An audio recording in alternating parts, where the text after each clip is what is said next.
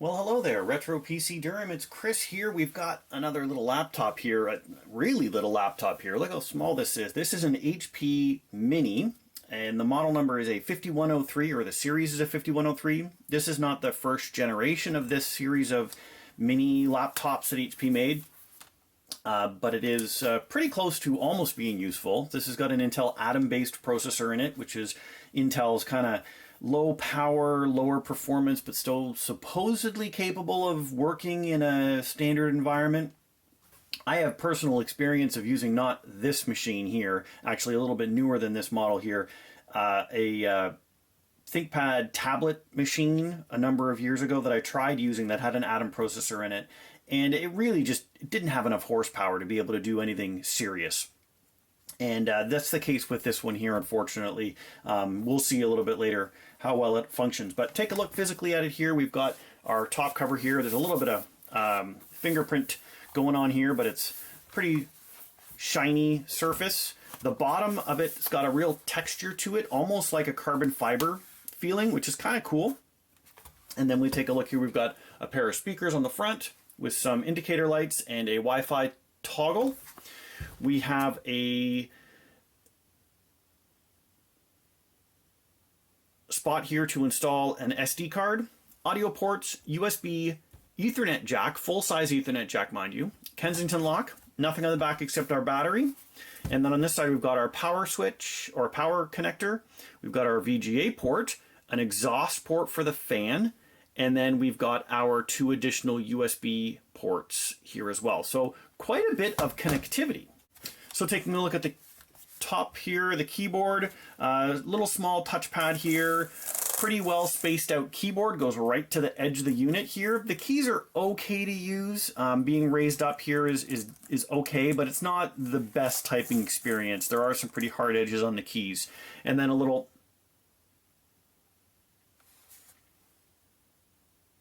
our little 10-inch screen, not touch screen, just a basic screen, and it does have an integrated webcam.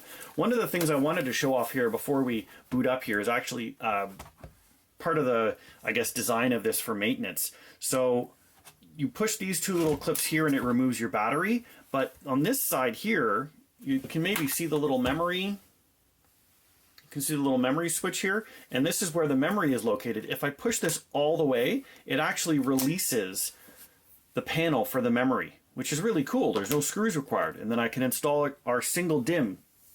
And this is where we hit one of the first limitations of the system is this Atom processor only supports a maximum of 2 gig of RAM. You can't put a 4 gig DIMM in here. It won't work. There's no, as far as I've ever found or seen, there's no firmware update or workaround to get the chipset and the processor that's in here to be able to work with 4 gig of RAM. Now, newer Atom processors would. I mean, I mentioned that ThinkPad Tablet 10 that I was using, tried to use for business for a while.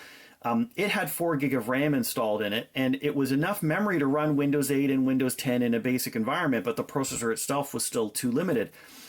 Because this system has such a weak processor and the memory limitation, it really hurts the performance of the system trying to do anything other than very, very basic computing. All right, so we can snap that back into place. Now, as far as the rest of the serviceability on this machine goes, you unscrew these 3 screws here, and you can remove the keyboard. So it pops away from the sides and pulls up, and underneath here you have access to a 2.5-inch SATA drive slot, which there is a hard drive installed, and then underneath this part of the keyboard here is your M-SATA, I guess, or my mini PCI slot where your Wi-Fi card is.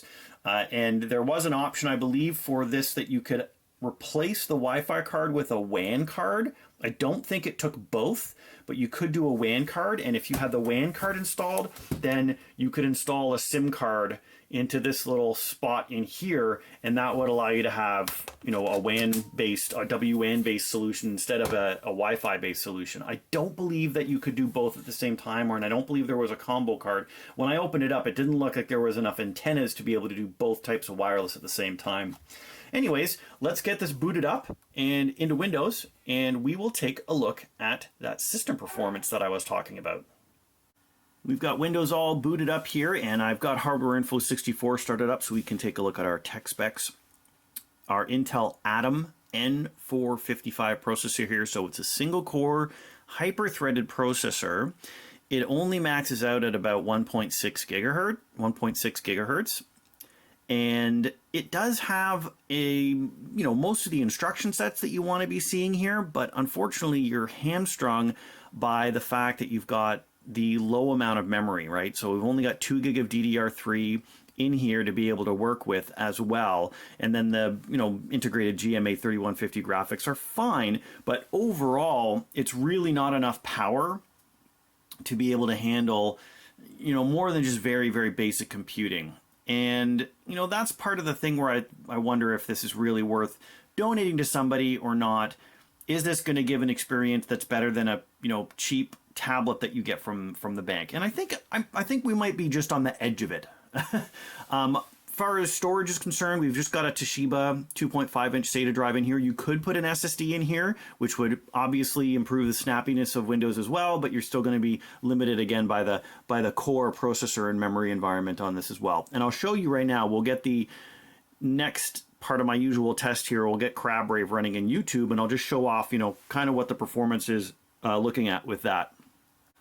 So this is unfortunately the issue that we're going to run into when it comes to performance on this system.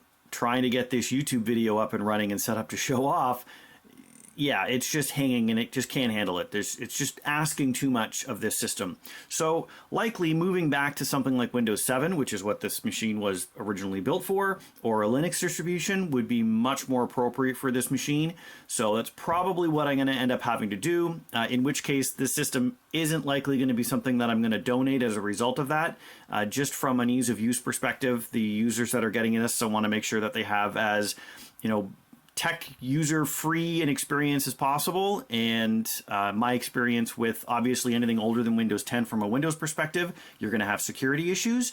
And then with the Linux distribution, I know they're getting better, but they're still not there yet. A desktop Windows and a desktop Linux environment is not the same experience as a Windows experience or a Mac OS experience or an Android experience. So that's definitely something I'm going to have to look at into the future as well as new releases come and make that available as alternatives to Windows 10 for these older performing machines. So that's it for this little HP Mini 5103 Atom-based system, chugging away while the machine's basically doing nothing here. I hope you enjoyed watching this video, and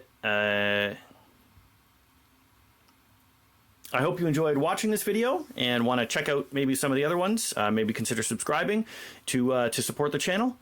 As always, I hope you're staying safe and healthy, and we'll catch you in the next one.